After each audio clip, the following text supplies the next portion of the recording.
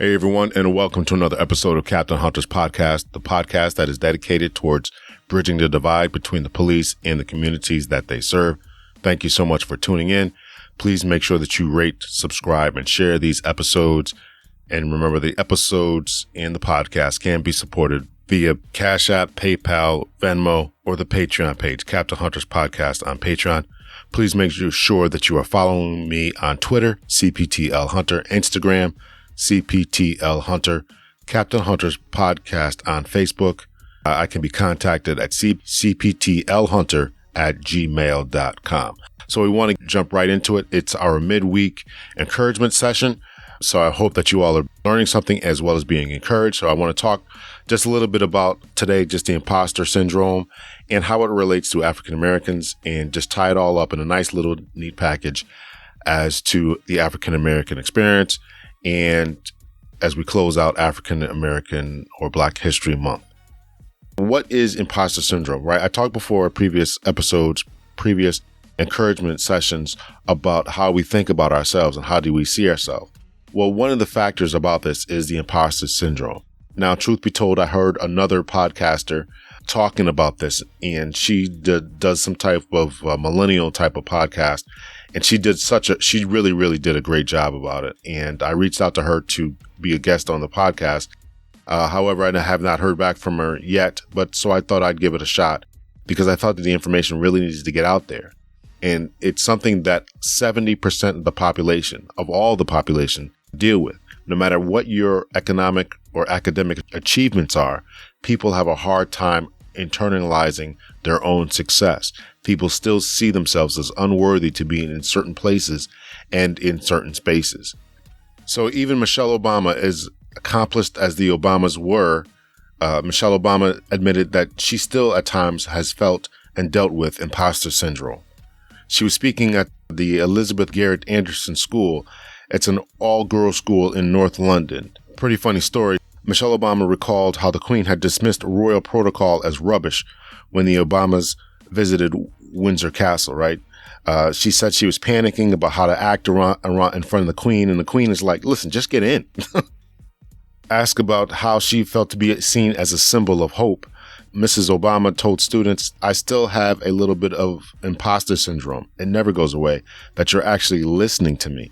It doesn't go away. That feeling that you shouldn't take me that seriously. What do I know? I share that with you because we all have doubts in our abilities, about our power and what power is. If I'm giving people hope, then that is a responsibility. So I have to make sure that I am accountable, right? So even Michelle Obama has stated this and stated some other things, if my memory is serving me correctly, stating that she, at certain times in certain places, she still feels unworthy.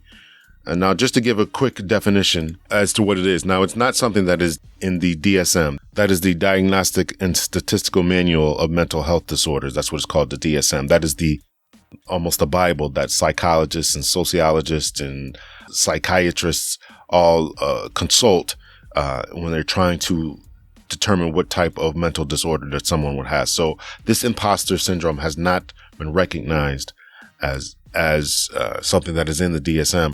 Although they do blame it on some of the effects that it can have, right? Anxiety, mostly anxiety and depression. So if you have imposter syndrome, then there's a good chance that you have anxiety and depression. It is also one of the reasons why certain people will be so lax when it comes to starting something new, while they deal with procrastination.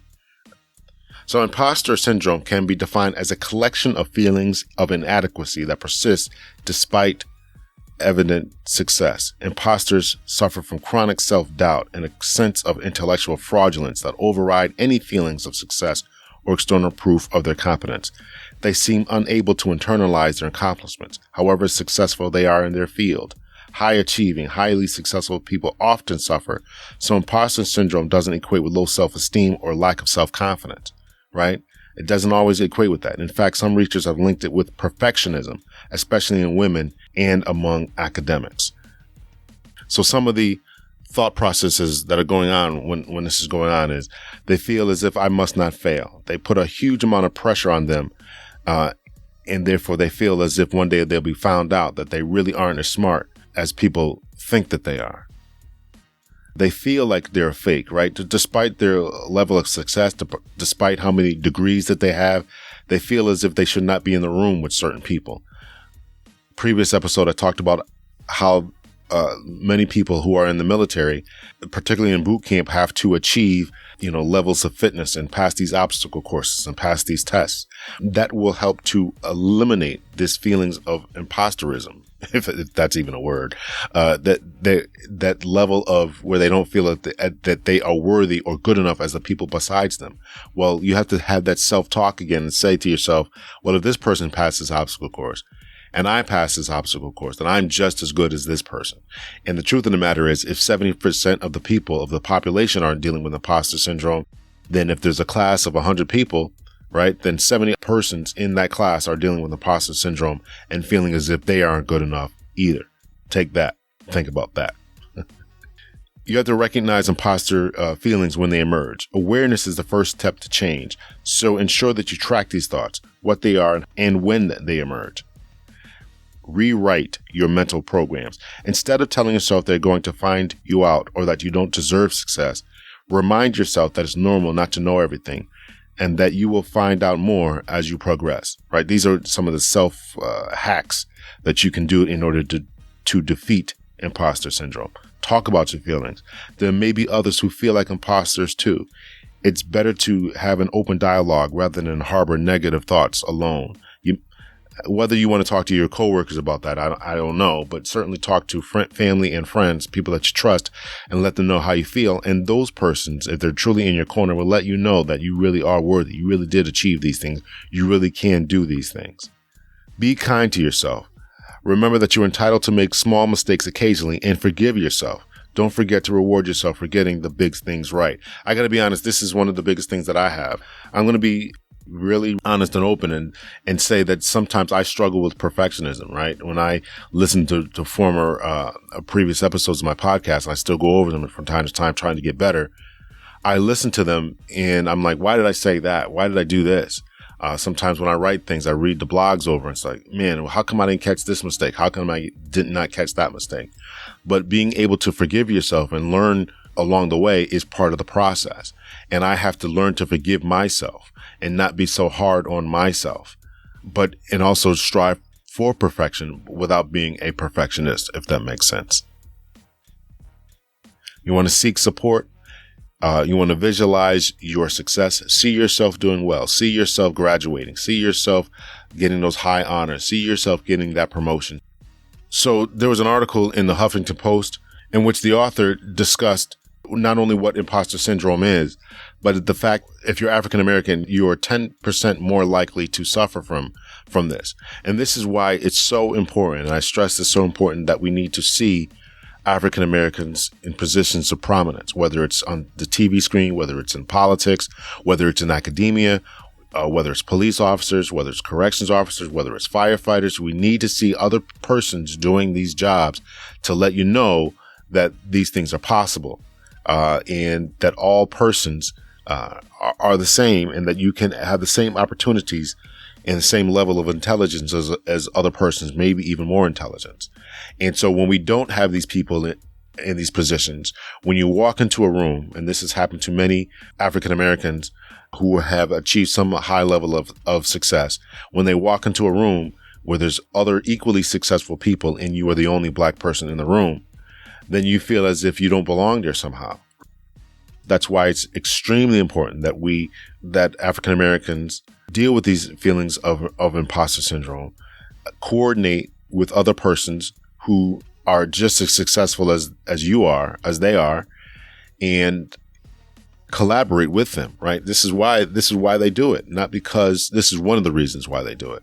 Not because they're trying to be antisocial or just trying to keep it a black thing. And I put that up in quotations, but because there's always this feeling as if we don't belong there for some reason. Not always, but many times there's the feelings as if we don't belong there. And some people are actually pushed and bettered by this situation where they are standing in a situation where they feeling as if they have made it somehow.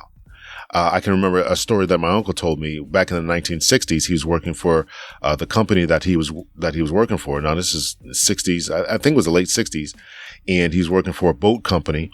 And so what happened is he had to go, they sent him on a business trip, and he had to give a presentation for the company.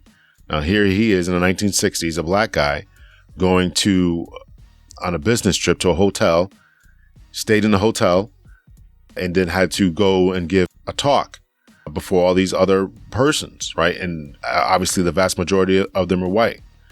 But he gave himself a pep talk, and he did really well. And after the presentation, a lot of people came up to him, congratulated him on how well he did. But so imagine the feelings of inadequacy and self-doubt that could have riddled his mind back in the 1960s. But he was able to persevere and push through. And that's the type of stories that I need to hear. He's actually told the story to my daughter as well. She needs to hear that type of story. And so we all need to hear these stories about how we have made it in the face of pressure. My daughter is obviously a girl, and she needs to hear that story. She's a black female, and she needs to hear these stories of triumph. So we all need to hear them. So let me just read a little bit from this Huffington Post article by this author. People of color, like myself, are particularly vulnerable to this debilitating sensation.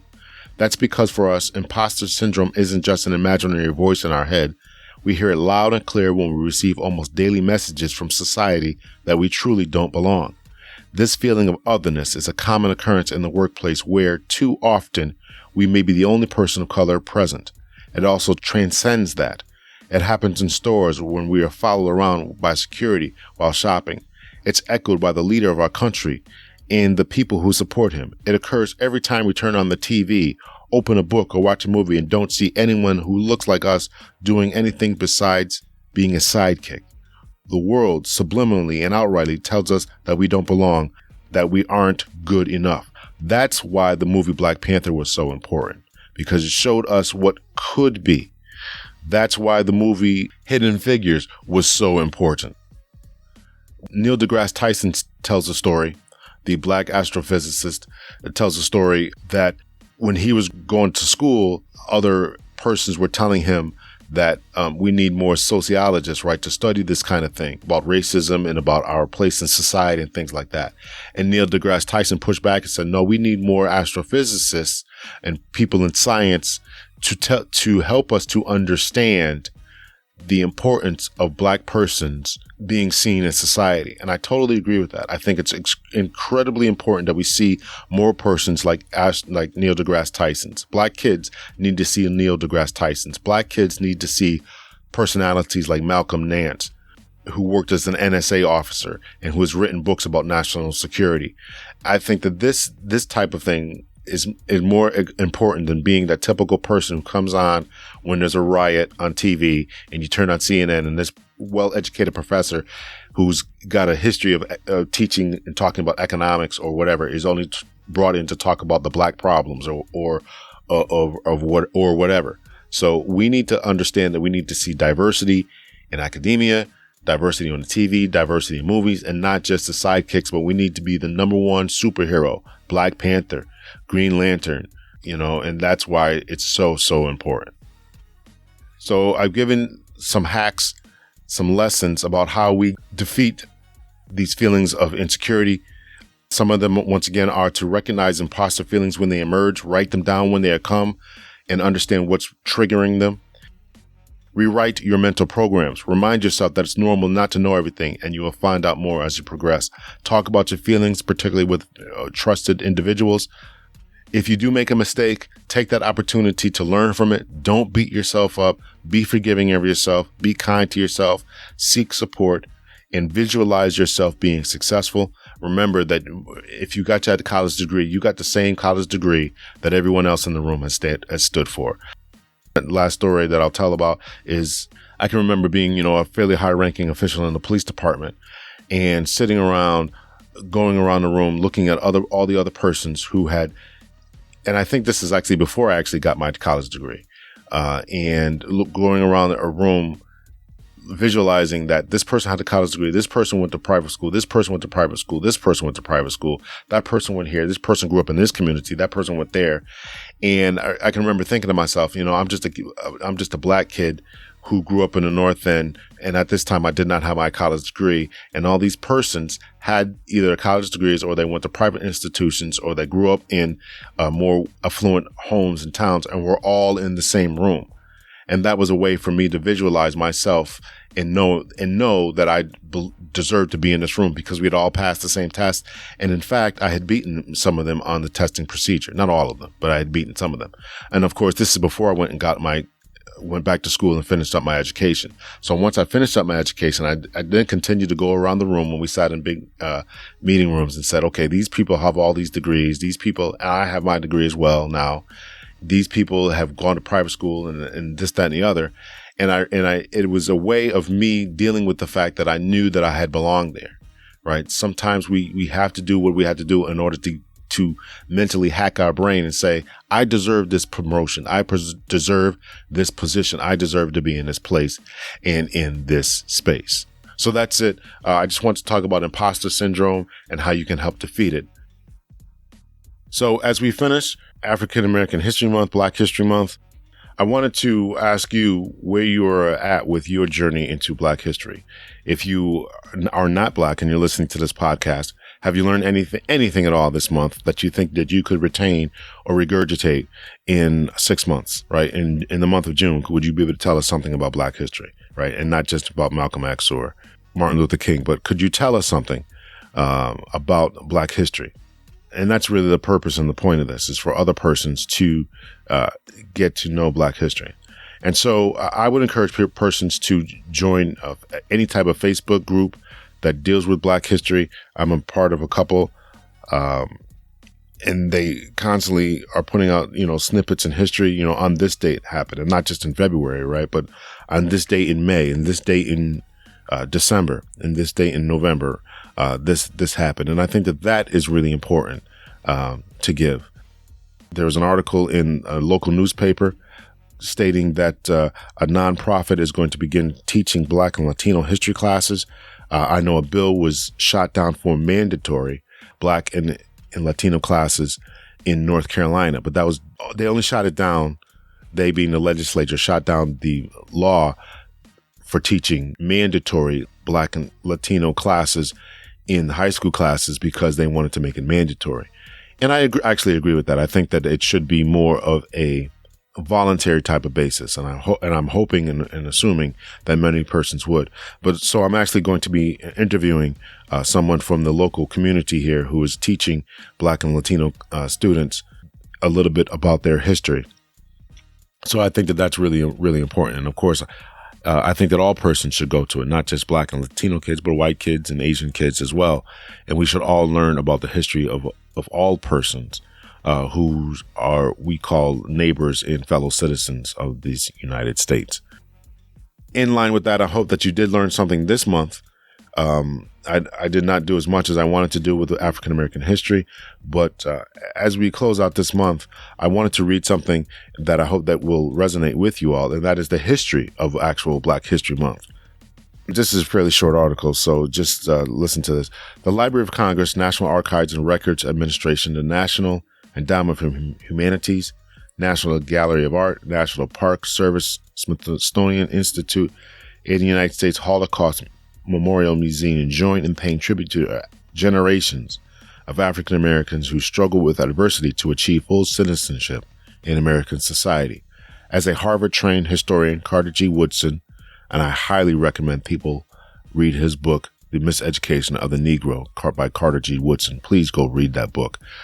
Like W.E.B. Du Bois before him, believed that truth could not be denied and that reason would prevail over prejudice. His hopes to raise awareness of African American contributions to civilization was realized when he and the organization he founded, the Association for the Study of Negro Life and History, conceived and announced Negro History Week in 1925. The event was first celebrated during a week in February in 1926 that encompassed the birthdays of both Abraham Lincoln and Frederick Douglass. The response was overwhelming. Black history clubs sprang up teachers demanded materials to instruct their pupils, and progressive whites, not simply white scholars and philanthropists, stepped forward to endorse the effort.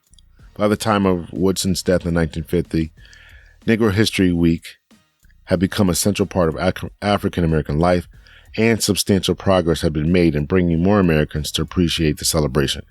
At mid-century, mayors of cities nationwide issued proclamations noting Negro History Week. The Black Awakening of the 1960s dramatically expanded the consciousness of African Americans about the importance of Black history, and the Civil Rights Movement focused Americans of all color on the subject of the contributions of African Americans to our history and culture.